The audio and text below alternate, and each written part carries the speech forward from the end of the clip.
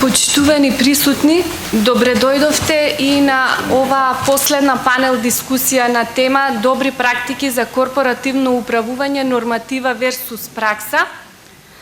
Иако последна за дискусија, оваа тема е подеднакво важна и суштинска како и останатите за кои веќе се дискутираше на оваа конференција и може да се каже дека е тесно поврзана со нив.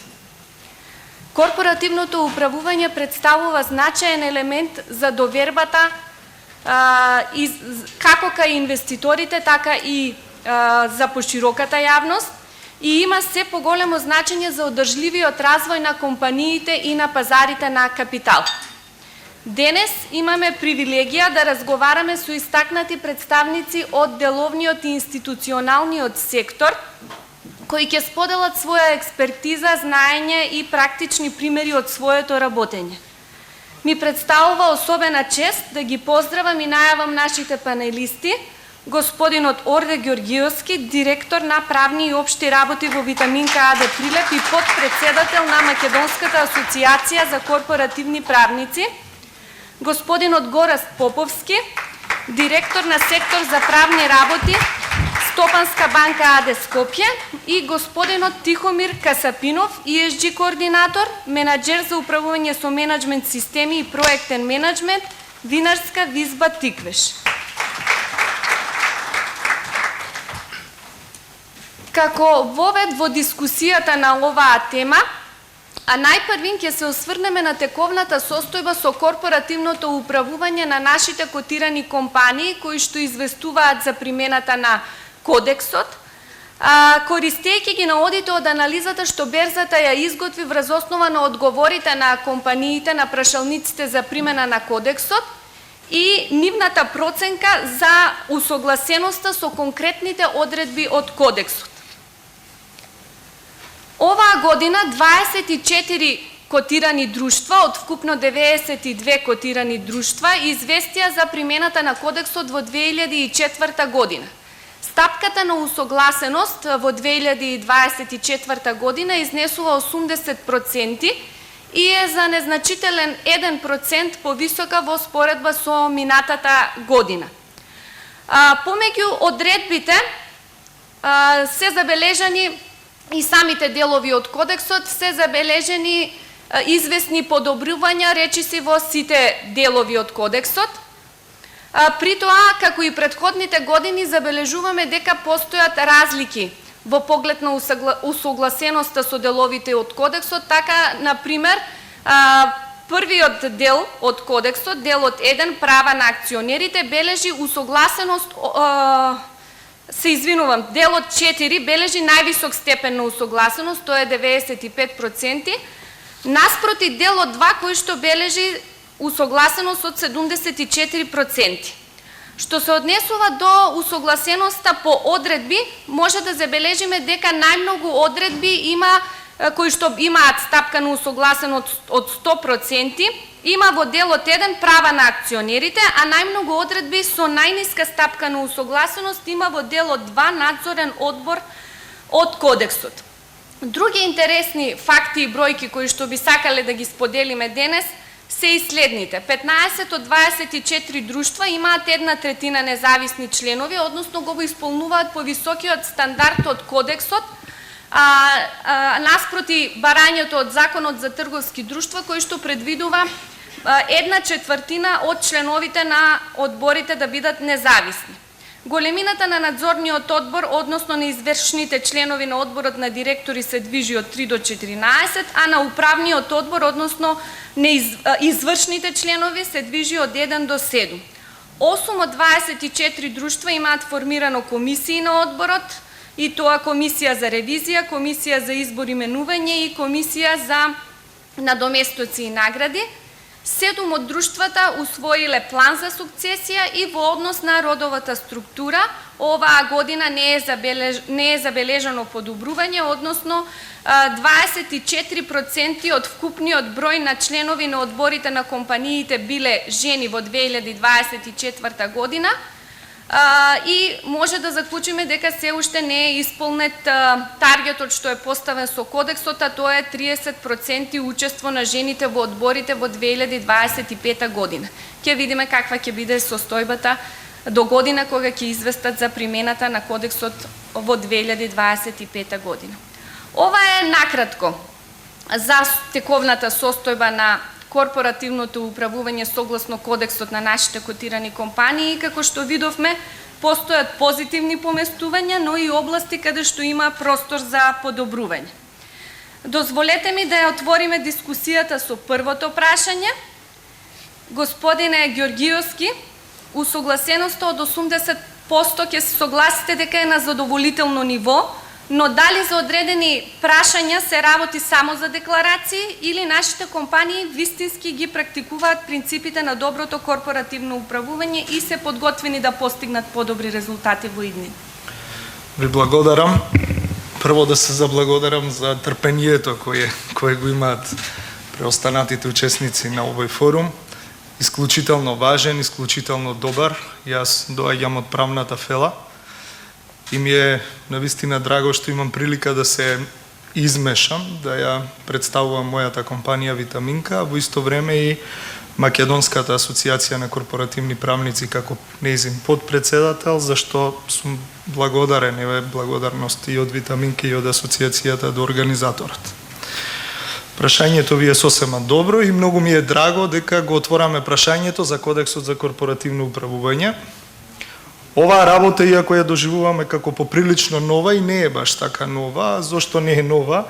Бидејќи ние наназад некои 20 години, да кажам, од 2006 година, веќе дискутираме за овие аспекти, уште со издавањето на прирачникот за корпоративно управување, Светска банка, тука беше вклучена берзата и така натаму.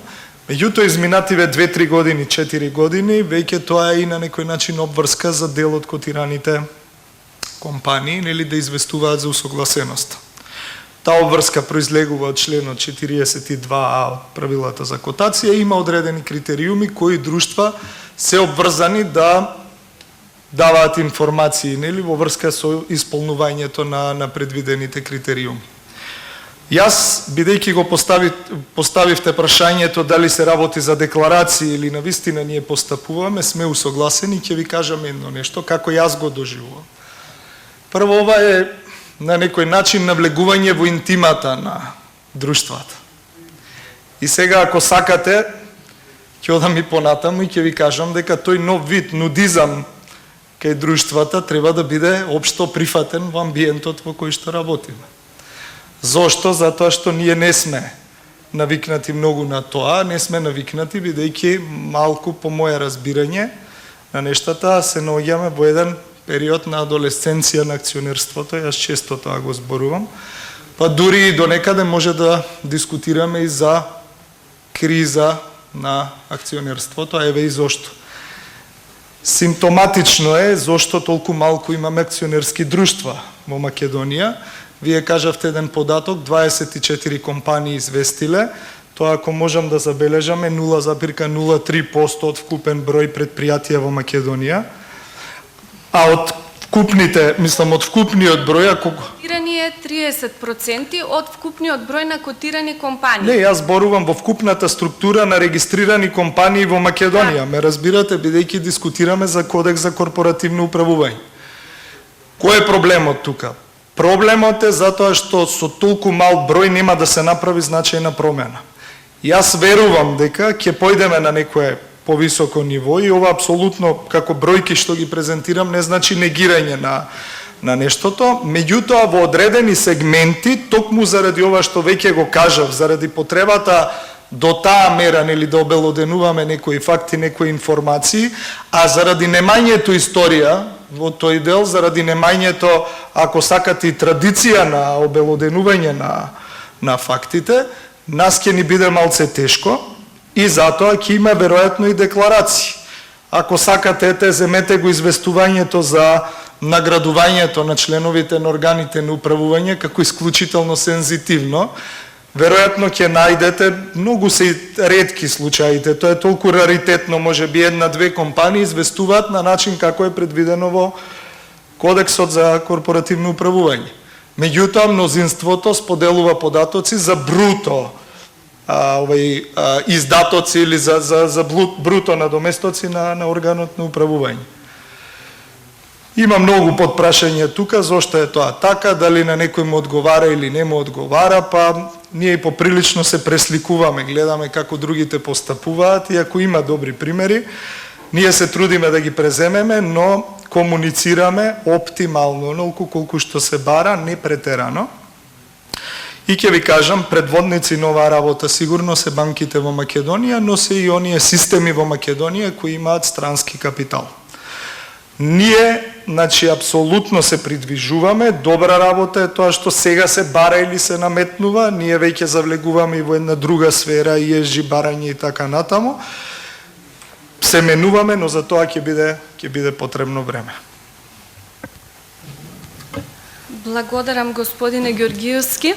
Вие отворивте и една друга тема, еве за која што ќе си дозволам како представник на берзата на овој панел да ги пренесам и нашите размислувања, дека можеби е време да се врши оценувањето барем на тие компании кои што еве известуваат по кодексот на квалитетот на известувањето, а не да се ослонуваме само на проценката што компаниите сами ја даваат за усогласеноста со кодексот. И секако вредно за размислување и проширувањето на опсегот на примената на кодексот за корпоративно управување. Ќе се навратам повторно на бројките кои што и фактите кои што ги разгледавме за котираните компании. Она што исто можевме да го забележиме дека во главно слабостите се во делот 2 од кодексот, надзорен одбор, односно неизвршни членови на одборот на директори, и тоа во поглед на составот на одборот, комисиите на одборот и евалуацијата на одборот. Господине Поповски, она што ни е познато е дека тоа не е случај со банките, бидејќи за банките овие практики поодамна функционираат, по овие прашања веќе постојат и законски обврски или се дел од подзаконската регулатива на Народната банка, односно компаниите не постапуваат единствено по кодексот за корпоративно управување, па што ќе им препорачате на нашите компании од небанкарскиот сектор по однос на овие прашања? Колку е важно компаниите да формираат тела од ваков тип, колку е важно да донесат политика за наградување, план за сукцесија? Повелете. Здраво на сите. Сум Борас Поповски. Денес тука сум како представник на Стопанска банка. Ми е посебна чест и задоволство да ја представувам една од најголемите системски банки во државата на овој престижен настан за македонски услови. Ќе се надоврзам на графиконот и она што нели претходно беше на кратко дискутирано. Иако прашањето се однесува на надзорниот одбор, јас дискусијата ќе ја започнам со една констатација дека во моментов Стопанска банка во управниот одбор има 4 жени. И јас сум горд на таа околност. Значи, ние во моментов имаме 100% жени во управниот одбор и нецелосна усогласеност. Повеќе од тоа во поглед на кодексот за добро корпоративно управување. Секако тоа е заслуга и на работата на надзорниот одбор кој што ги избира членовите на управен одбор. Еден показател каде ние се движиме во поглед на почитување на некои повисоки стандарди на корпоративно управување. Поставихте прашањето за помошни тела на надзорен одбор. Јас ќе ги наречам помошни тела, пошто некаде се викаат комисии, некаде одбори. Да. Клучен предуслов за да се формира, да има смисла да се формира едно помошно тело на надзорен одбор е да се зголеми бројот на членовите на надзорен одбор генерално, а во рамки на таа вкупна бројка да се зголеми бројот на независните членови. Да, тоа е тренд, тенденција, препорака. Кај банките ситуацијата е следна.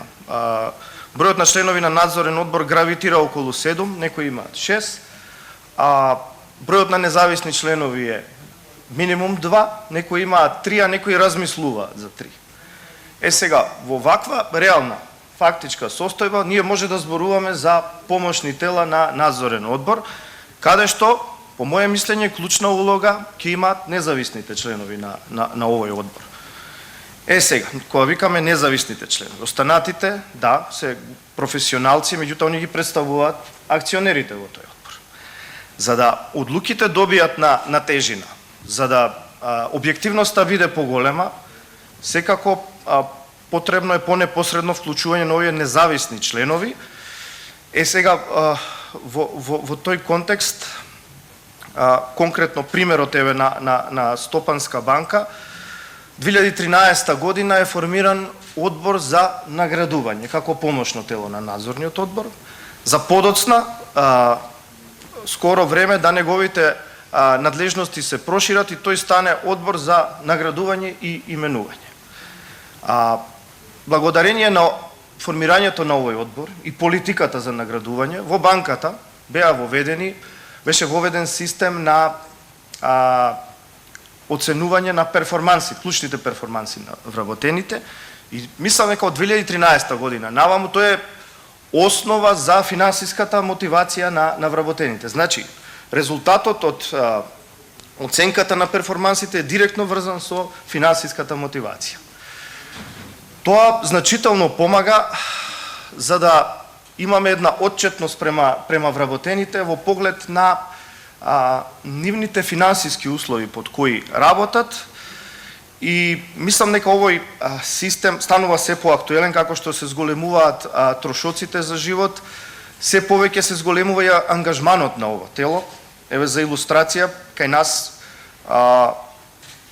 прелиминарно одлучуваат и по однос на зголемувањето на платите, висината на износот колкав ќе биде, и тоа го прават врз основа на опсежна анализа, следејќи состојбата на пазарот, понатаму одлучуваат за бонусите, овозможуваат еден фер, конкурентен и транспарентен систем на наградување. Знаете, ако нема профит, нема да има награди. Меѓутоа, за среќа, банките се ликвидни, профитабилни и делот со наградувањето е всушност дел од вкупната стратегија на банката. Исто овозможуваат и еден фер однос во поглед на одмерувањето на бонусот на CEO-то, што исто е по мене доста критичен елемент.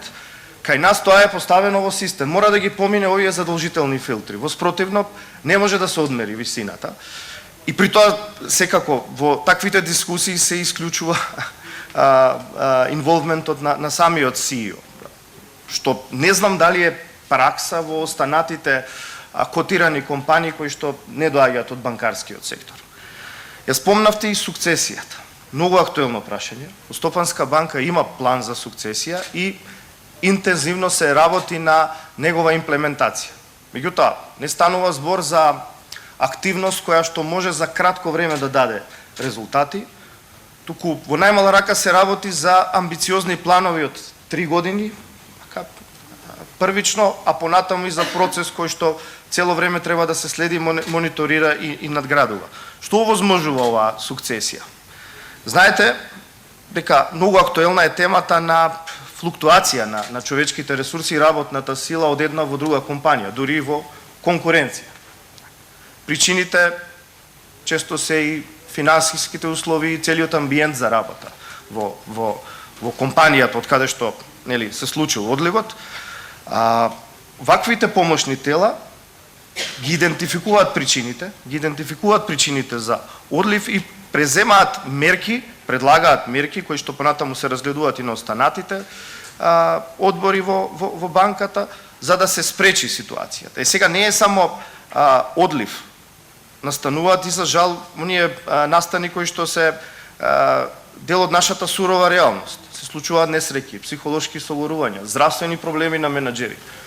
Како ќе се обезбеди континуитет? Значи не е само да се задоволи страната на работникот, треба да се задоволи и страната на работодавачот во смисла да се обезбеди континуитет.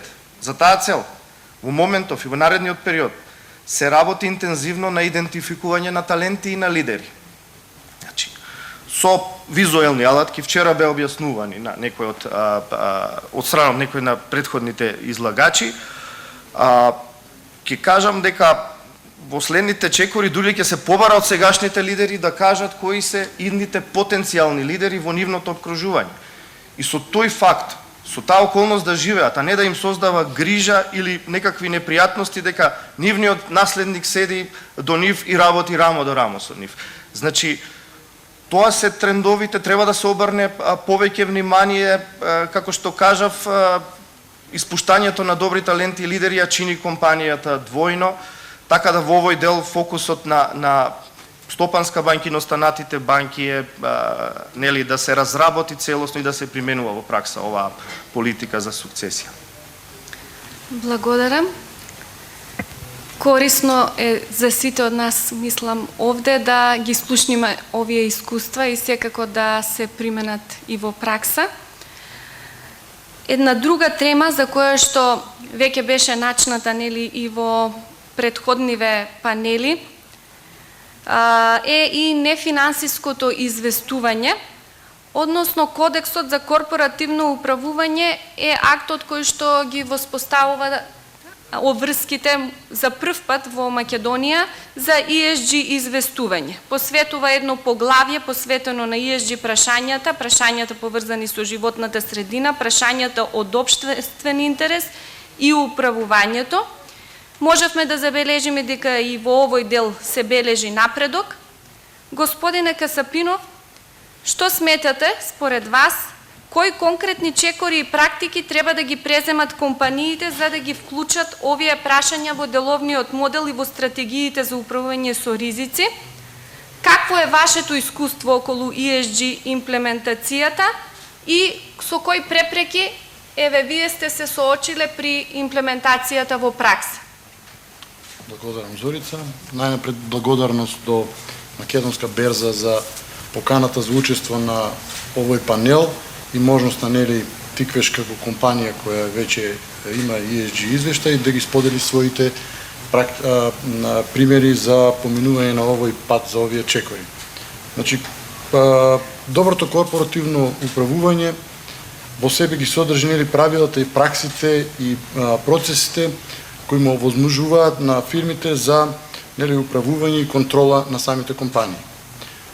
Кодексот на корпоративно управување со самото тоа ги дава насоките и во делот на одржливиот развој ги дава заедно со водичот за изготвување на ESG извештајот, ги дава рамките за дефинирање и изготвување на тој ESG репорт.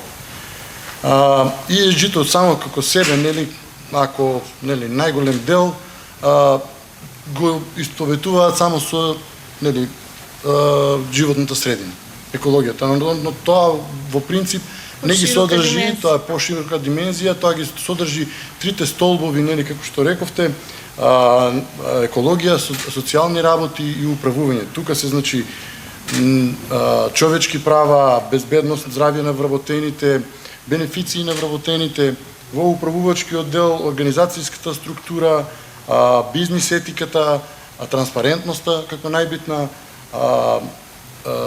менаџирањето со ризици, стратешките диалози и добрата нели стекната доверба помеѓу заинтересираните страни. За да се воспостават овие практики, значи треба да се поминат некои чекори кои се дефинирани, како што рековме, во правилниците, така да прв, да речеме, од тие чекори е интегрирање на ESG стратегијата во самата компанија. Што значи тоа? Тоа значи дефинирање на целите, кои нели секоја компанија, зависно од својата дејност, треба да ги избере во однос на веќе дефинираните 17 цели на Организацијата на Обединетите нации, да ги дефинира кои од нив се во тесен интерес со самата компанија и да ги имплементира во својата визија и мисија. Стратешкото позиционирање на вака определените цели на компанијата и овозможува нели различност, диференцирање на пазарот со самото тоа и подобра поставеност, подобра понуда на нови производи, да речеме како еколошки производи, зависно од дејноста на фирмата, одржливи производи. Втора во низот чекор во низот е подигање на капацитетите и свесноста. Мора свесноста во компанијата да се подигне од, да речеме, во целокупната компанија. Тргнувајќи најчесто од топ менеджментот, па се до сите вработени во компанијата. Мора, значи, да ја живеат таа филозофија на ESG и неговото влијание. Нормално, градење на ESG структура. Трета во низот е, значи, разгледувањето на ризиците кои ги носи ESG-то, но исто така и можностите. Оценка на влијанието, на нивното влијание и како тие делуваат во финансовото работење на компанијата или општо во целокупното работење на компанијата. Дефинирање на KPI, значи клучни индикатори, за да може да се мерат тие перформанси и врз основа после тоа да се коригираат. Ризиците од ESG-то треба буквално да се вметнат во риск менеджментот и заедно со сите ризици во компанијата да се разработуваат и ризиците од ESG. Многу битен елемент, развој на внатрешна ревизија. Значи, постојано следење во текот на годината како се одвиваат овие процеси и екстрена валидизација на резултатите преку акредитирани сертифициони тела. Усвојување на меѓународни стандарди, значи се што работиме мора да работиме преку некои меѓународни стандарди. Европската унија има веќе донесено неколку директиви за корпоративно известување на одржливост, GRI стандарди како глобални репортинг иницијативи, така да и подетални зависно од дејноста на компанијата, така да секоја компанија зависно од тие директиви мора да известува кон заинтересираните страни, акционерите, берзите. Например, еве некој податок, во Европа, по изготвувањето на оној финален извештај, кој може да биде самостоен или интегриран заедно со финансовиот извештај.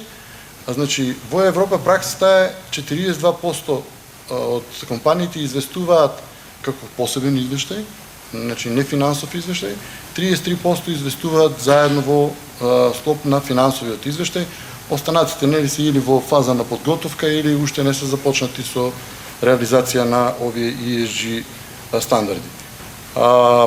Во ова мора да го спомениме и ESG-то бара вклученост на сите страни. Стейкхолдери, шерхолдери, кооперанти, добавувачи, производители, значи сите треба да бидат вклучени во самата иницијатива за ESG. Нормално, при самото воведување наидуваме на пречки. Некои од пречките се, значи, недоволно знаење и експертиза. Кога компанијата почнува, тоа е прво и основно.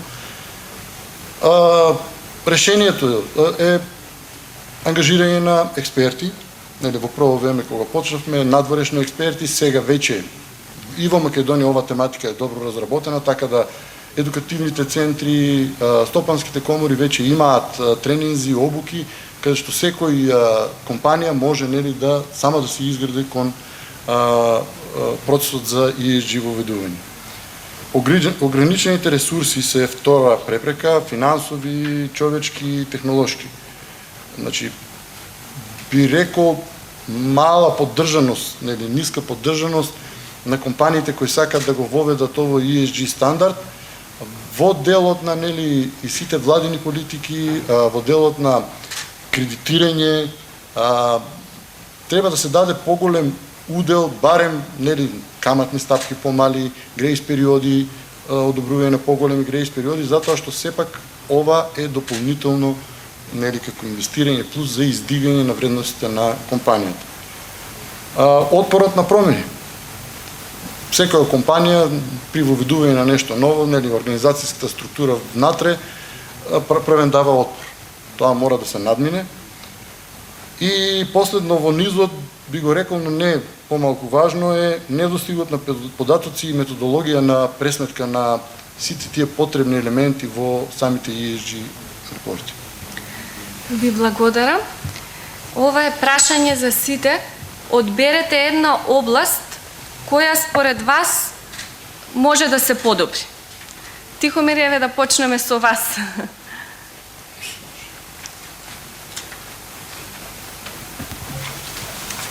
Па би рекол во подобрување може да се направи секогаш во делот на оние формирање на оние комитети за пред да дојдат сите извршни наредби на управени на надзорен одбор, значи може да се формираат тие комитети, например како ESG комитет, кој што зависно од секоја компанија може во делот на компанијата да формира 3 нивоа на одлучување. Дали тоа ќе биде на ниво на директор на одржлив развој, дали тоа ќе биде за ESG координатор, тело кое ќе работи заедно со тој координатор, тим за работа, и на основа на тие 3 нивоа да се разгледуваат сите проблематики, да се дискутираат, да се донесуваат главните клучни одлуки во компаниите, за после како финални производи да се носат во извршување во делот на управниот и надзорниот одбор, така да мислам дека со оваа пракса би биле и подобро и побрзо усвојување како проекти за реализација на компаниите кои ќе му помогнат натаму на компаниите за развој. Благодарам. Гораст? Јас пак ќе се вратам на надзорниот одбор, меѓутоа со фокус на независните членови. Треба да се размисли за зголемување на бројот и да не се штеди во тој дел, бидејќи знаете како, компанијата не се обврзува договорно со тие независни членови на надзорниот одбор. Едноставно, истите се именуваат на собрание со мандат од 4 до 6 години, зависно кој како си ги поставил работите во статутот. Можат во секое време да бидат отповикани, треба 30 нешто дена да се закаже собрание, без да се соопшти било каква причина за нивно отповикување, што секако не е фер пристап. Јас сум повеќе да се разработат причините во статутот, меѓутоа еве да почнеме да тргнеме од зголемување на нивниот број. Зошто се важни? Значи, важни се заради објективност на одлуките, заради тежина. Важни се и кај оние компании со едноставна собственичка структура, кај што има доминантен акционер. Меѓутоа, важни се и кај останатите каде група акционери сочинуваат, односно формираат едно мнозинство. Овие луѓе некогаш се јавуваат и како арбитери во целиот процес. Треба да се води сметка за критериумите за избор, апсолутно, тоа треба да бидат професионалци, по мене луѓе со висока емоционална интелигенција, затоа што се соочуваат со различни карактери и би требало во секое време да бидат во можност да ги проценат постапките, реакциите и чувствата на другите, но и да ги контролираат и своите во исто време. Верувајте, се препознава од инвеститорската јавност каква е тежината на еден надзорен одбор. Само да се отвори извештајот за работење на надзорен одбор, што се објавува секоја година, кај некои компании може да се види дека нема промена во текстот, од темплейтот, а невозможно е во време на вакви технолошки достигнувања надзорниот одбор да не се занимава со некои прашања кои што се од особено значење за развој на компанијата.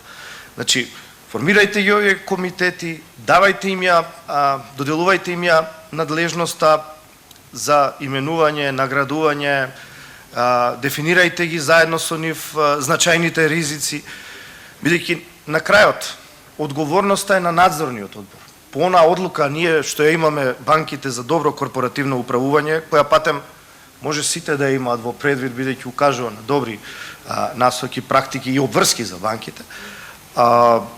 Значи, според таа политика, крајната одговорност за креирање солиден амбиент, деловен за работа е исклучиво на надзорниот одбор.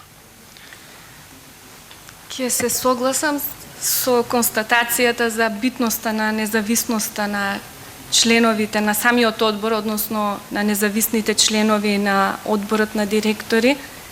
Тие треба да бидат еден коректив во рамки на надзорните одбори. И ќе цитирам еден мој почитуван колега, значи редно е да се демантира изреката дека независните се толку независни што ништо не зависи од нив. Господине Ѓоргиевски? Сосема кратко, би сакал да констатираме дека доброто корпоративно управување е дел од суштината на трговските друштва, особено на капиталските друштва, како акционерските друштва и друштвата со ограничена одговорност. И тука ние не треба да имаме дилема дали овој пат треба да го поплочуваме, бидејќи го поплочуваме патот на развој на една компанија чија цел треба да биде привлекување на инвеститори. Тоа е едното. Јас би се осврнал кратко на комисиите, еве оваа за ревизија, за наградување, за избори и за именување, бидејќи видовме по инфографикот дека имаме релативно ниска усогласеност на друштвата во тој дел. Зошто е тоа така?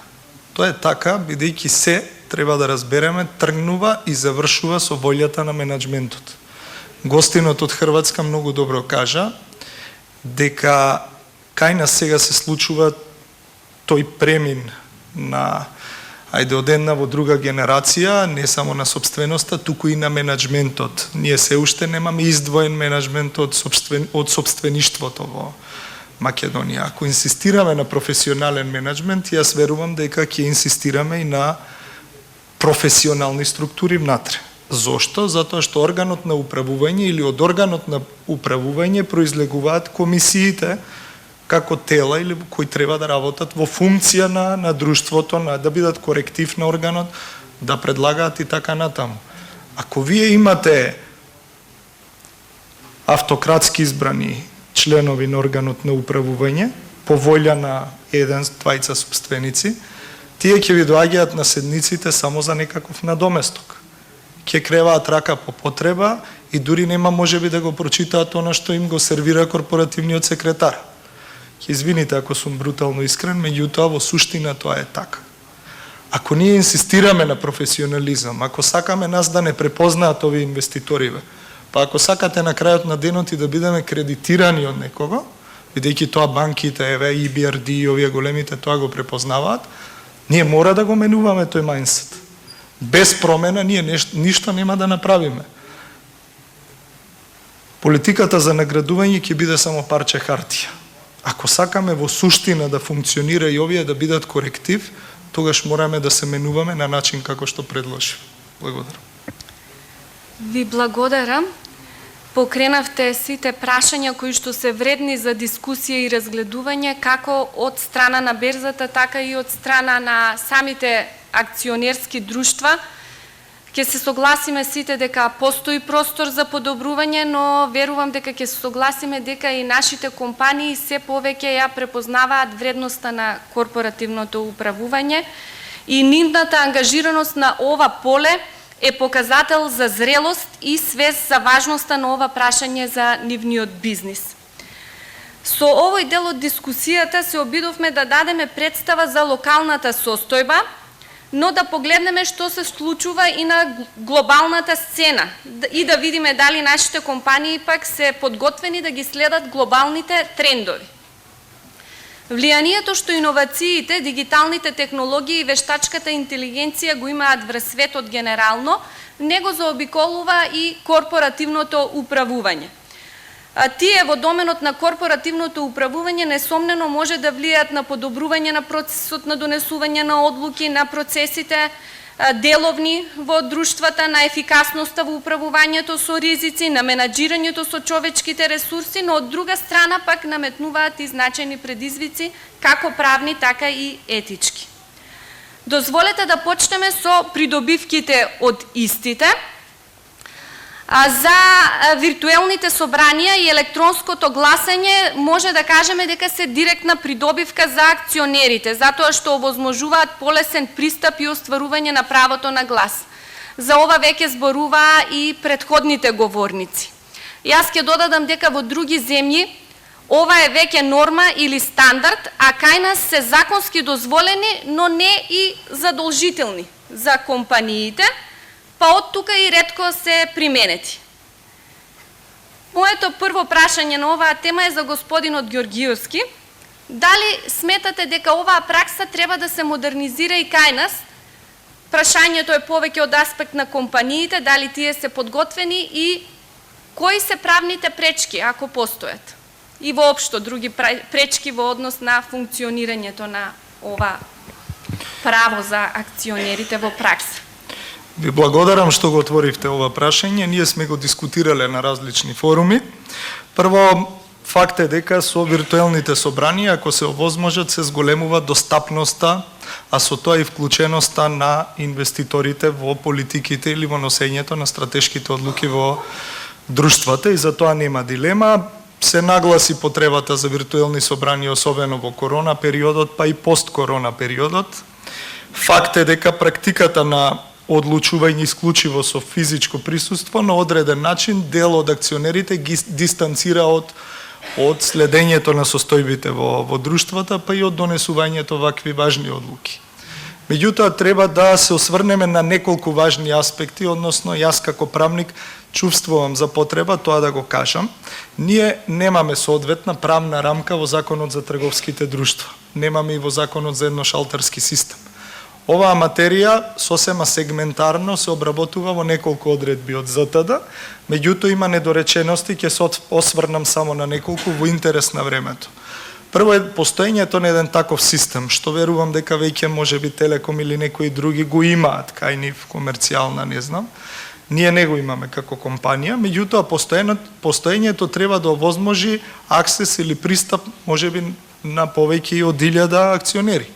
Тој треба да е одржлив, да е сигурен, да може да се верификува учеството. Понатаму, Законот за трговски друштва кај нас познава се уште подпишување на список за присуство на акционери, кој треба на крајот да биде верификуван или подпишан од председавачот на собранието на акционери. Како ќе се утврди кој учествува, значи како ќе го утврдиме идентитетот на акционерот, па и на полномошникот кој бил назначен, исто е така прашање. Како ќе утврдиме кој со какви права располага во смисла на акциите, дали тоа се обични или приоритетни, па и при гласањето, како ќе го утврдуваме мнозинството. Овие од IT светот ќе не коригираат и ќе речат да, ако вие нас ни дадете доволно инпути, ние ќе ви извадиме еден продукт и тој ќе биде добар, ќе ги адресира сите ваши барања. Да, но тука ќе излезат нотарите, бидејќи по член 383, ако ние менуваме податок што се запишува во Централниот регистар, ќе треба да се јави нотар на собранието, нотарот сочинува записник во форма на нотарски акт. Како ќе ги верификува сите овие аспекти, како ќе ги утврди и најважното, дали тоа ќе помине пред една, по моje мислење, исклучително бирократска институција како Централниот регистар. Понатаму, законот овозможува и тајно гласање. Јас не знам со системот како ќе се овозможи тајно гласање. Сигурно има споредбено правни некои решенија кои треба да ги анализираме понатаму. Исто така има колизија, по моje мислење, во член 392В во однос на член 391А и да не ви звучи ова абстрактно, ќе ви кажам. Во една одредба пишува дека може по електронски пат да се назначат полномошници и дека друштвото е обврзано тоа така да го организира, а од друга страна друштвото пак по член 391А не е обврзано да има електронски систем за водење на собранијата на акционери. Она што најмногу ме загрижува и треба сите да не загрижува, тоа е членот 408 од Законот за трговски друштва, кој се однесува на причините за ништовност на одлука на собрание, затоа што императивот за одржување на собранието е тоа да биде јасно, нели, свикано и прецизно да биде регулирана постапката како се одржува собранието. ако нешто мањка недостига, значи во овој систем, многу лесно може одредена одлука да се побива пред суд, да се бара ништовност на одлуката. Тој што учествувал во таква судска постапка, знае многу добро дека тоа е една таква административна постапка од која нема крај. И да не должам многу, на крај ќе кажам дека да, сигурно, доколку постои ваков еден модел кој е добро скроен, има добра регулација, дека ќе привлече и странски инвеститори што повеќе да инвестираат во македонските акционерски друштва. Благодарам. Господин Поповски, може ли да го слушнеме и вашето мислење со оглед на тоа што доаѓате од банка со голем број на акционери, според податоците кои што беа објавени овој месец од депозитарот околу 5300, какво искуство вие имате околу организирање на собранијата на акционери и дали сметате дека електронското гласање ќе го олесни овој процес, како на организирање, така и на одржување на собранијата?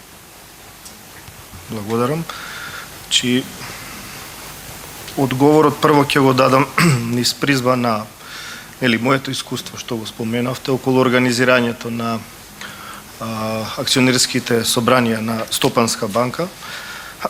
Значи, за да дојдеме до некој заклучок каква е реалната ситуација и каква е потребата, односно дали е созреан моментот за преминување на електронско гласање како законска обврска за дел од компаниите, ќе ви кажам дека од наше искуство ние сме релативно едноставна собственичка структура, имаме доминантен акционер и имаме малцински акционери, дел иматели на обични акции, дел иматели на приоритетни акции.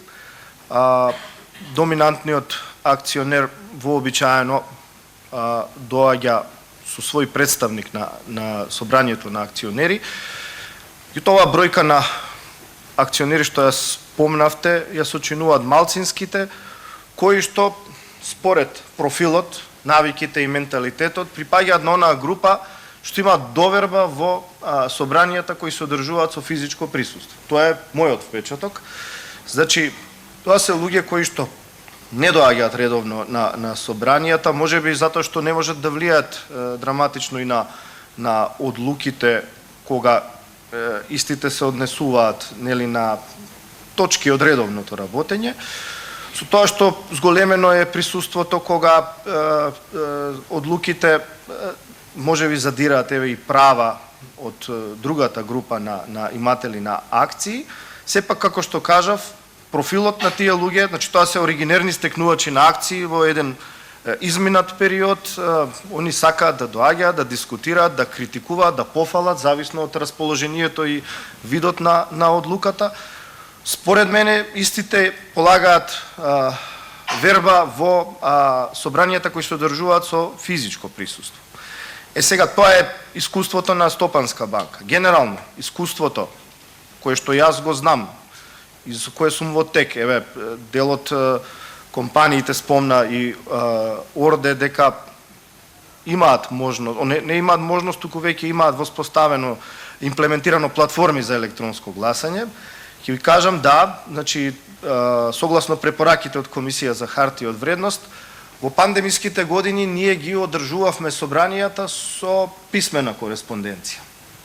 Сега, кога сме кај писмената кореспонденција, таму има гласање по сите точки, заклучно до, значи не подоцна од моментот на започнување. Значи претходно се знае резултатот од изразената волја на акционерите кои што гласале по пат на писмена кореспонденција. Ова беше пракса во пандемиските години, со тоа што една компанија успеа да организира и собрање на акционери со конференцијска врска во 2022 година. Пошто прашањето се однесува на воведување законска обврска, ќе ви кажам дека преку конференцијска врска учествувале на собранието 0,04% од представените акции. Така да оваа варијанта или оваа можност во моментов се уште не е препознаена од профилот на акционерите во Македонија, иако сметам дека е значајна и дека би придонела кон рационализирање на трошоците, поедноставување на целиот процес. За разлика од колегата Георгиевски, не се согласувам целосно дека и во моментов не може да се организира собрание преку конференцијска врска или со електронско гласање. По моје мислење, тоа што законот дава одредена рамка може да се разработи во статутот на компанијата и таму да се пропише јасна процедура. Ова едно акционерско друштво банка го има тоа направено, има своја платформа и еве овозможи собрание на акционери преку конференцијска врска. Да, постојат тие ризици, постојат тие нејасноти околу тајното гласање, меѓутоа постои начин како да се дојде до исход со одлучување од така одржано собрание. Според мене би требало да има првично сигурна верификација на сите учесници. Имаме закон кој што го регулира електронскиот подпис, треба да има пристапен код, треба да има добра автентификација во живо, понатаму треба да има пристап во реално време. Тука настануваат одредени проблеми, што ако има собрание што траат и по 3-4 часа. Што ако прекине врската и не се овозможи учество на акционерот кој што се вклучил преку конференцијска врска. Ако тој влијае на мнозинството, во законот постои начин да се прекине собранието и да продолжи со тоа што сите одлуки кои што се донесени до тој момент ќе се сметаат за валидни. Мислам дека ако некој закажува вакво собрание, се случи во моментов да се побара тајно гласање, ќе се пристапи кон тој начин на продолжување на седницата со прекини продолжување. Сега, пошто има банка, акционерско друштво што го организираше ова и донесе одлука која што е валидна, од никого не е оспорена, тука ќе ја спомнам улогата и на нотарот. Да, точно е, треба да се разработат сите овие аспекти, но нотарот е лице со јавни овластувања кое што преку сетилно забележување ги регистрира фактите. На таков начин е постапено на тоа собрание кое што е одржано и со конференцијска врска. Така да, по моје мислење, придобивките се големи, особено за странските акционери. Што се однесува до менталитетот на локалните акционери, веќе кажав и мислам дека они и во некој догледен нареден период ќе полагаат верба во собранијата со физичко присуство.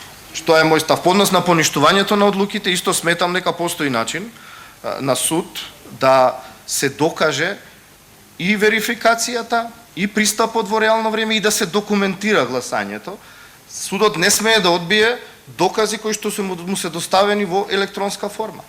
Ние во постапките, кога имаме вакви ситуации, одиме со вештачење од IT експерти. Значи, тука сега се поставува прашање дали присуствувал и како гласал. Да, присуствувал, ако со електронски подписи, добра автентикација е верификувано неговото учество и регистрирана, вклучувајќи го и нотарот, изразената волја од страна на таквиот акционер кој што би учествувал преку конференцијска врска или преку платформа за електронско гласање. Кога зборуваме за платформа за електронско гласање и таму по принципот на писмената кореспонденција треба до точно определен термин пред одржување на собранието да се достават гласовите. Значи, тоа е она што е предвидено како концепт според сегашните законски решенија, доколку сака некој да учествува и покрај тоа што гласал на овој начин или по пат на писмена кореспонденција или со електронско гласање, може да го отповика претходното, да дојде да дискутира на закажаното собрание.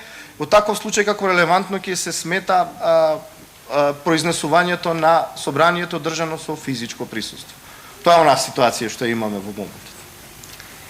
Слушнавме многу и про и контра аргументи, но верувам дека ќе се согласиме сите дека неспорно дека е придобивка, дека можеби е време и законски да бидат обврзани компаниите да ја овозможуваат како опција за акционерите, особено ако се има предвид дека е битно за привлекување на странски инвеститори, но секако да бидат надминати сите оние пречки кои што компаниите можат да се сретнат со нив при имплементацијата на такви електронски системи за гласање и одржување на електронски собранија, а верувам дека може затоа што оваа пракса веќе функционира, па можеме да ги искористиме искуствата нели на некои понапредни компании од други земји. и да ги преземеме сите неопходни чекори, како индивидуално на ниво на акционерски друштва, така и институционално, па и законски, за да ова право безпрекорно функционира во пракса. Сега електронските собрања и електронското гласање се всушност само еден аспект од дигитализацијата. Денес се повеќе компаниите ја користат вештачката интелигенција и во други сфери, како например управувањето со ризици, кое што пак е една од клучните компоненти за добро корпоративно управување. Господине Касапинов, според вас, дали компаниите може да се потпрат на вештачката интелигенција во деловните процеси, во управувањето со ризиците кои што произлегуваат од тие процеси? Какво е вашето искуство? Дали имате и конкретни примери? Ако може да ни ги посочите, повелете. Благодарам, одлично прашање и актуелно во моментот. Значи, вештачката интелигенција може многу да помогне, нели, во делот на управувањето со ризиците, нели, со зголемување на ефикасноста, ефективноста. Таа обработува голем број на податоци, многу побрзо од човекот, нели, ги составува тие алгоритми и може да даде, нели, брз одговор. Но сепак мислам дека човекот е тој што треба на крајот да остани да ја донесе, нели, онаа последна одлука. Зошто го велам тоа? Затоа што не секогаш сите тие податоци кои ги обработува вештачката интелигенција се од сигурни извори. Тоа би сакал да ви го дадам и со пример, нели, на кој што ние работиме. Нас, например, еве, еден од ризиците кои најмногу не, како индустрија не допира, тоа е климатските промени, ризикот од климатски промени. Тука имаме развиено, значи, помош од вештачката интелигенција преку системот 4Grapes се вика. Системот, тој е систем за прецизно лозарство и откривање на, нели, известување на ризик од болести. Како работи тој систем? Значи, ова што го споменав претходно, добива сигурни податоци од метеоролошки станици, мерни станици кои ги имаме поставено, значи хардверски го храниме со податоци од сите позиции на кои што ние, например, како компанија откупуваме суровина за преработка. Исто така, значи ги зема во пресметка сите научни трудови, сите методи кои се веќе проверени научно и потврдени од страна на врвни експерти, нели, од странство, и врз основа на тие методи ги прави тие алгоритми и калкулации. Исто така ги зема во обзир сите податоци кои што нашиот сектор за контрол на лозовите насади ги секојдневно ги го храни тој систем. Преку нели координирање со климатските прогнози, тој ни дава предвидување за можни несакани последици или настанување на некои болести или водни стресови. Тука е, нели, одлуката на човекот каде што треба да донесе дали тоа е веродостојно или не, и потоа, нели, врз основа на базата на податоци кои имаме веќе на кооперанти, таа препорака се пренесува кон нив за да може да се интервенира што побрзо, нели, во секој сегмент, во секој дел, кај секој кооперант, зависно од тоа на која позиција се наоѓа, да речеме, лозовиот насад, и општо, нели, преку медиумите дистрибуира соопштенија за да може да бидат информирани пошироко сите засегнати страни. Благодарам. Слушнавме за можноста човекот да донесе одлука базирана, нели, на вештачката интелигенција, на податоците кои што ќе ги добие од вештачката интелигенција. Георгиевски, кој ќе биде одговорен ако одлука базирана на АИ доведе до негативен исход? Факт е дека сме сведоци на широка употреба на вештачката интелигенција при донесувањето на одлуки во друштвата денес. Меѓутоа, ако ние деловното работење или донесувањето на одлуки го базираме исклучиво на AI, тоа е чиста импровизација. Јас сакам да верувам кога дискутираме нели за донесувањето одлуки или за користењето на вештачка интелигенција во одлучувањето, дека секоја одлука базирана и на AI има автор. Многу широко веќе се дискутира за тоа дека најважно е кога се користи чат GPT или некоја друга апликација да се дадат добри основи, значи влезни параметри за да може нели да се генерира некој соодветен резултат кој ќе има корист.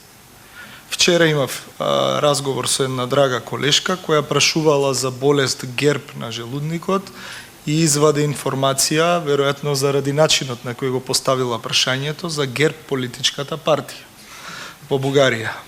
И кога побарала некое појаснување, одговорот на чат GPT беше дека да, веројатно постои поврзаност помеѓу болестите на желудникот со политички активности. Ова чисто го кажав малку за да се размрдаме, да не биде толку нели стерилна атмосферата. Во суштина, денес многу се базираме, јас сум видел и менаџери кои се извршни директори на компании, кои поприлично се базираат на такви алатки, меѓутоа не се носат како по правило одлуките ад хок во компаниите, туку се треба да биде базирано на стратегија. Законот за трговски друштва предвидува одговорност за штета на органот на управување или на доносителите на одлуки, како во друштва со ограничена одговорност, така во АД, така и во другите форми на друштва, во услови кога знаеле или согласно околностите морале да знаат дека одредена одлука може да причини штета или да биде штетна за самото друштво, па и за инвеститорите. Значи, секоја одлука на друштвото понатамо може да биде побивана со тужба пред суд. Тоа исто така треба да се знае.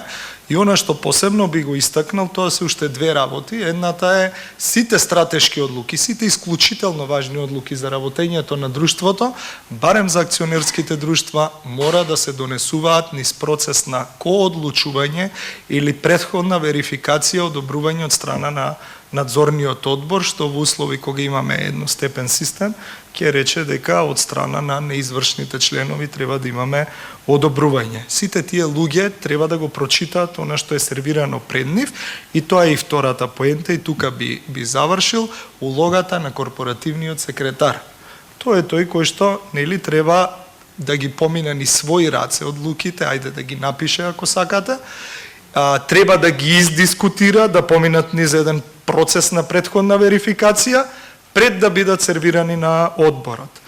По правилата од Кодексот за корпоративно управување, 7 дена најдоцна или пред одржување на седницата, треба материјалите да бидат достапни, за да можат овие луѓето да се подготват. Јас верувам дека за искусен стручњак во било која област, земете дали е тоа лекар, дали е тоа правник или професор по историја, кој што си го знае занаетот, кога ќе му дојде нешто такво сервирано на маса, веројатно за релативно кратко време ќе може да препознае дали ова нешто што мене ми е дадено има смисла или нема смисла. Ќе дојдеме ние во фаза за 5 до 10 години, кога веројатно ќе биде многу потешко да можеме тоа да го разбереме, но затоа сите овие механизми и тела во друштвата треба да бидат една заштита за добро водење на работите или добро одлучување. Благодарам. Ќе се согласиме дека вештачката интелигенција може да биде алатка која може да помогне, но во секој случај се потребни сите тие механизми, проверки, верификации, за да се донесе правилната одлука и неспорна е нели чија е одговорноста за донесувањето на одлуки воопшто, па и во случај кога се користи вештачката интелигенција. Сега, бидејќи се согласуваме сите дека е корисна алатка, кои се етичките моменти, Поповски? Добро прашање. Сега, за да стигнеме до етичките моменти, треба да разбереме дека AI модулите не се луѓе, не можат да се иматели на акции, ниту па може да бидат членови на управен или надзорен одбор. Кој што кажа и колегата Орде, предприемачките одлуки остануваат на управниот одбор, делумно и на надзорниот кога треба да се вклучи да одобри одредена трансакција. тука би сакал да кажам дека законот пропишува зголемен стандард на внимание, уреден и совесен трговец, и тоа значи дека сите менаџери треба да прават добра деловна проценка кога ќе донесат некаква одлука. Да, може да ја базираат на AI модул, меѓутоа одговорноста останува нивна.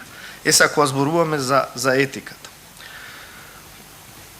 Прво, значи овие AI модули се по природата создадени да му бидат од помош, од поддршка на човекот.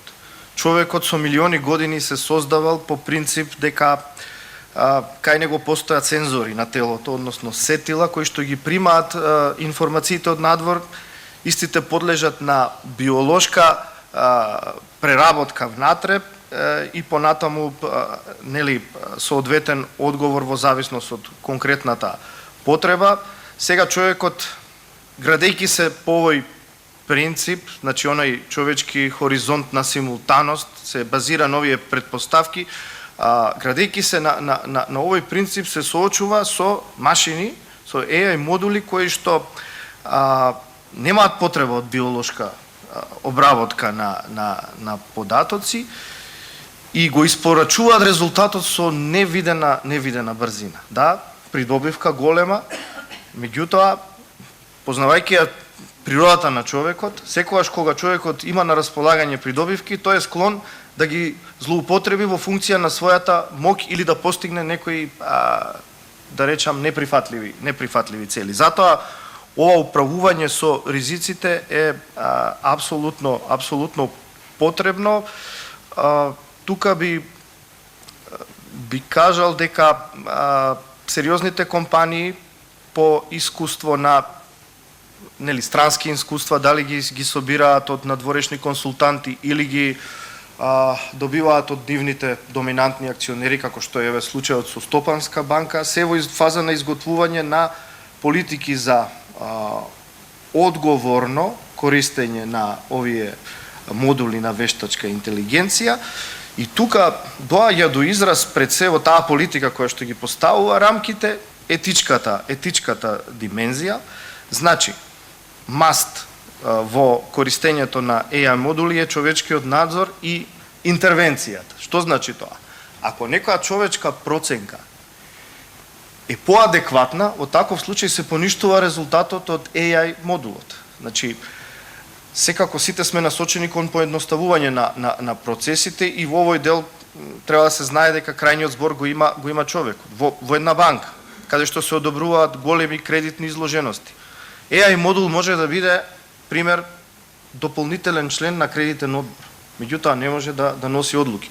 Може во оној делот со банкарство на мало, каде што процедурата е поедноставна, но за големите изложености тој може да биде само член на кредитен одбор, што значи за неговиот став да стане одлука потребна е интеграција со човекот. Друг начин нема. Сега второ, пошто компаниите ќе ги користат овие AI модули и во комуникациите со клиентите, вториот принцип за добро однесување и по сите оние општествени норми и правила е јасно да бидат обележани тие комуникации дека се AI. Понатаму, на клиентот да му се даде можност да користи AI услуга, но во секое време да има алтернатива и за користење на човечки фактор. Значи, да не се ослони доколку нема согласност од негова страна. Понатаму тука би го спомнал и дизајнирањето на овие AI модули, каде што уште од самиот старт треба да се води сметка за да нема дискриминација, да има заштита на еднаквоста, значи да нема повреда на некои од заштитените карактеристики. Едноставно овие AI модули мора да бидат објасневи. Значи не може да бидат мистерија за оние што ги користат, доколку има таква потреба. Исто така треба да се штитат и личните податоци соодветно, се она што се внесува, а се однесува на податок на клиентот, и се она што се генерира врз основа на внесен податок за клиентот, и крајно да бидат отпорни на хакерски напади, бидејќи ако тоа ако него заштитиме тој дел, тогаш комуникацијата со клиентот ни е доведена под знак прашање. Така да мислам дека етиката може да се изрази низ овие принципи кои што компаниите би требало да ги имплементираат во своите политики за одговорно користење на вештачка интелигенција. Благодарам. Ке се согласиме дека е моќна алатка употребата на вештачката интелигенција, но неопходно е да се постават принципи за одговорна употреба на истата, но успешното управување денес не се однесува само на технологиите и иновациите.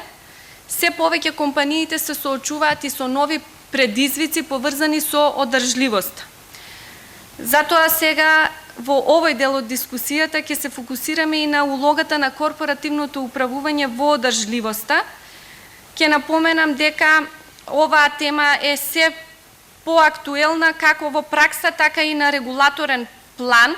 За тоа зборува и последната ревидирана верзија на G20 OECD принципите за корпоративно управување, каде е содржана нова глава одржливост и отпорност.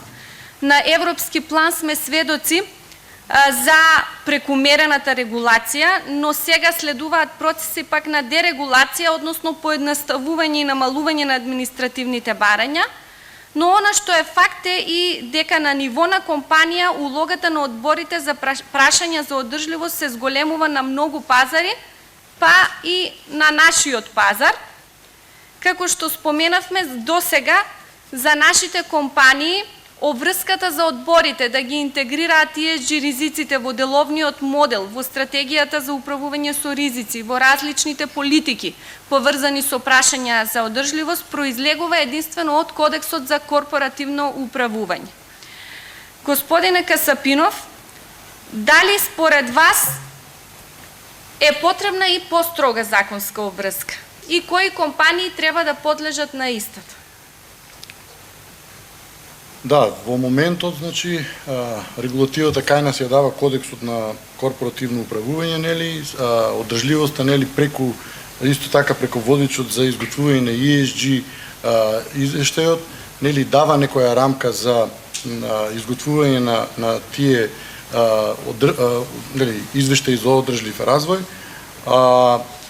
но сепак мислам дека треба законската регулатива кај нас добро да се усогласи, нели, со европската, нели, оние директиви кои ги имаме од Европската унија, за да може, нели, компаниите да ги следат тие, ама да имаат и законска обврска, нели, не само да ги донесеме како закони, туку да имаат и законска обврска за исполнување со конкретни датуми за реализација. Можам да спомнам тука, нели, некои од датумите кои ги веќе се на европско ниво од директивата за корпоративно информирање, значи веќе зададени, како например котираните компании мораат до 26-та веќе да информираат. Големите компании исто така до 26-та, фискална 26-та. Сега, кај нас за малите и средните предпријатија се уште нема некои точни законски регулативи, а веќе на прак ние, доколку, нели, компанијата сака и е извозник на европските пазари, мора со фискална 28 година веќе да се спрема за да ги има тие извештаи за одржливост и развој. Така да, например, кај нас компаниите, дел од компаниите, еви ние сме таква компанија која иако немаше законско барање за воведување на овие одржливи практики, сепак, нели, влеговме во оваа приказна, се со цел, не дека претходно во компанијата не се работеа сите делови. Да, се работеа и екологија, и управувањето и се. Да речем, можеби двигател беше она последното, нели, кога веќе дојде до израз барањето за пресметување на стакленичките гасови. Тука сите компании може да речем дека се слаби и сега тек почнува тој процес. Ние, например, добро беше, или наш двигател беше тоа што се зачленивме во интернационални винарии за климатска акција. Тоа е здружение кое е обединуван отприлика сега веќе 65 големи компании на светско ниво нели си имаат своји таргети врзани за 3% намалување на тие стакленички гасови до 2030 година, така да ние мора да учествуваме, таму се дуи поголеми критериумите за нели извештаите кои ги даваме и проверката и точноста на извештаите кои ја бараат во тие организации. Значи ние придонесуваме со нашиот дел на намалување, еве Тиквеш на пример има за 2 години 22% намалување тие стакленички гасови, така да придонесуваме таму се условите поригорозни и автоматски ги пренесуваме нели и во нашето законодавство, го исполнуваме на еден начин и нашето законодавство. Е сега тука ви рекол мора нели тие законски обврски да се донесат и да се имплементираат затоа што на пазарот стално има едно ама, нели ако доколку компаниите кои го спроведуваат ова и другите кои не го спроведуваат има можност за појава за нелојална конкуренција. Тоа е проблемот што може да настане доколку побрзо не ги воведиме овие законски барања да бидат рамно за сите. Така е, значи потребна ни е еволуција на законската рамка, но секако и свест и одговорност кај компаниите. Најбитно. Господине Поповски, како банките ги адресираат прашањата за одржливост и кои се барањата на Народната банка по однос на овие прашања? Чи Народната банка уште во 2023 година издаде насоки кои што се однесуваат за управување со ризикот од климатски промени од страна на банките и кога таков регулаторот таков тип издава насоки, тоа е обврска за банките. Значи таму нема насоки, нема препораки. Секое действие од таков вид представува обврска за банката, така да банките сериозно пристапија на ова прашање. Согласно тие насоки, на кратко ќе кажам, значи се бара да се вгради управувањето со овој ризик во деловните стратегии на банките, значи не да биде надворешен фактор, туку да биде рамо до рамо со овие сите останати, кредитен, пазарен и други ризици и да се цени при самото работење. Исто така се бара идентификација, се бара процена, следење и ублажување на овој вид на ризици.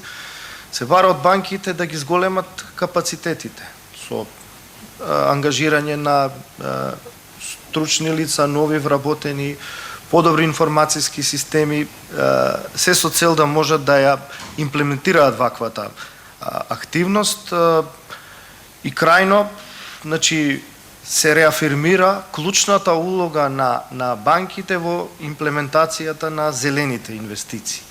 Значи, отприлика тоа се насоките кои што ги адресираше банката и ги адресираше Народна банка и како нели секој паметен регулатор достави прашалник со нели оценка на квалитетот и степенот на усогласеност, така да што банките требаше поединечно да се произнесат по сите тие прашања врз основа на статусот моментален и каде треба подобрување, каде не е постигната потребното ниво на усогласеност. Народна банка адресираше акцијски план. Значи тоа е вообичаена активност и при редовните контроли, значи го применува истиот принцип и секоја банка сега треба да постапува по тој акцијски план. Постои среднорочен план за комплетирање на регулаторната рамка, таму пишува 23-25 година, тоа е среднорочен план на Народна банка. Меѓутоа тука ќе треба поширока општествена поддршка, вклучувајќи ги и останатите државни власти. Исто така во фаза на тестирање изработка е електронска алатка, се вика навигатор. Значи таа треба да им помогне на банките во идентификување и ублажување на ризиците од климатските промени.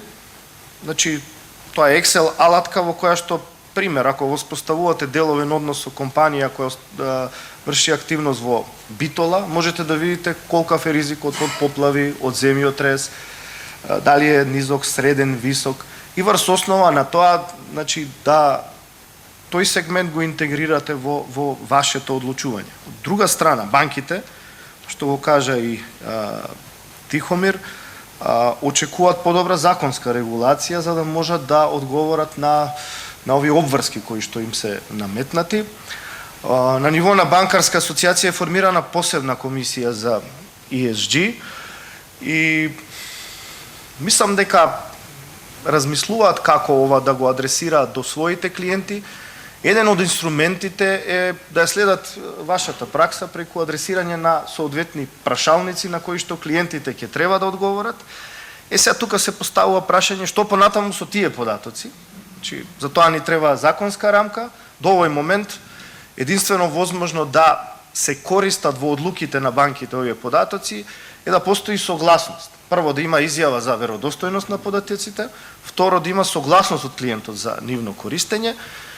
Веројатно ќе се пристапи кон, не знам, креирање на некаква платформа каде што со согласност на клиентите би можеле меѓу банките овие податоци да се разменуваат. Колку ќе биде успешна, ќе видиме. Луѓето се големи ентузијасти од комисијата за ESG.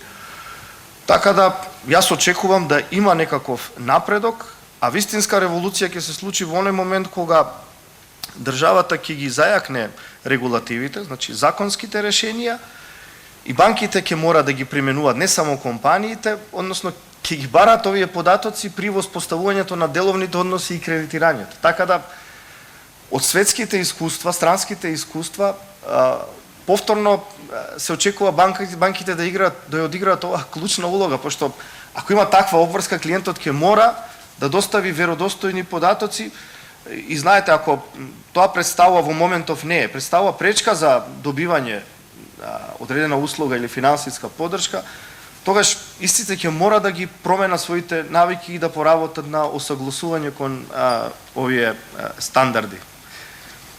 Прилика тоа е ситуацијата во моментот. Да. Благодарам за деталните излагања. Може да заклучам дека и во банкарскиот и во корпоративниот сектор одржливоста веќе не е избор, е дел од модерното корпоративно управување и се повеќе во фокусот на компаниите. Сосема за крај, накратко, вашите заклучоци, како доброто корпоративно управување придонесува за јакнење на довербата во пазарите на капитал, на раст на инвестиции, зголемување на конкурентност на компании. Повелете, секој од вас.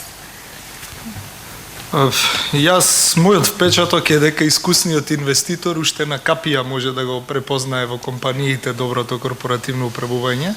Тоа ви е исто како овие аудиториве што доаѓаат за стандардите, земете го Lidl, пример, кај нас, наврата знае дали ние сме добри или не сме добри за да нели соработува со нас. Истото ви е и со инвеститорите. Многу брзо се препознава дали тука има луѓе кои водат со интегритет, дали тоа е компанија во која се предвидливи работите или не е тоа случај. Има и еден друг аспект, бидејќи дискутираме сега за одржливоста, јас верувам дека и корпоративниот сектор, еве и банкарскиот, јас го вклучувам тука, треба додат рака под рака или рака за рака заедно со владата. Владата мора да си ја сработи домашната задача, не само во поглед на регулацијата на работите, туку и во поглед на многу работи кои ќе ни направат, ќе ни го леснат патот ние да сме поодржливи во работењето. Џабе бе интегрирана дозвола ако немаме инфраструктура за да се приклучиме на градски колектор. Џабе фаќање на PM2 и PM10 честици од компаниите ако немаме гасификација. Џабе се многу работи ако толерираме секој да гори, да согорува тоа што сакаме, многу актуелна тема и не сакам да бидам театрален, ќе кажам само дека одржливоста бара примери во општеството и не може да биде изолирана од компанија во компанија и не може да се случи инстантно или заради инсистирањето на некоја банка, а ние да обезбедиме кредит по поволна каматна стапка. Фала. Јас кратко, значи, повторно, доаѓам од банкарски сектор, морам да се служам со тој бенчмарк, значи, најрегулирана сфера, која што наметна една одредница како треба и останатите да го дефинираат своето деловно работење. Значи,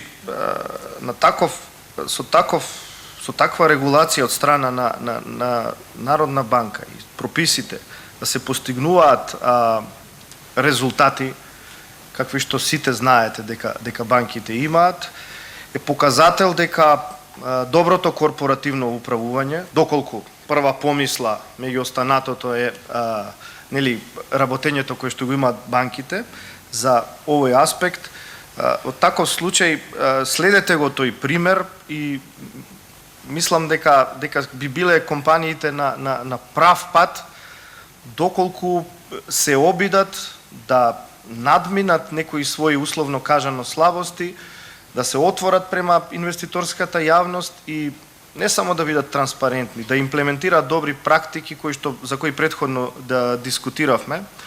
Сега да отвориме на сајтот на Македонска берза, во 10 најтргувани акции, 4 се на банките.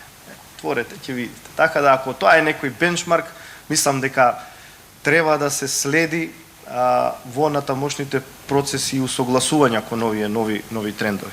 Благодарам.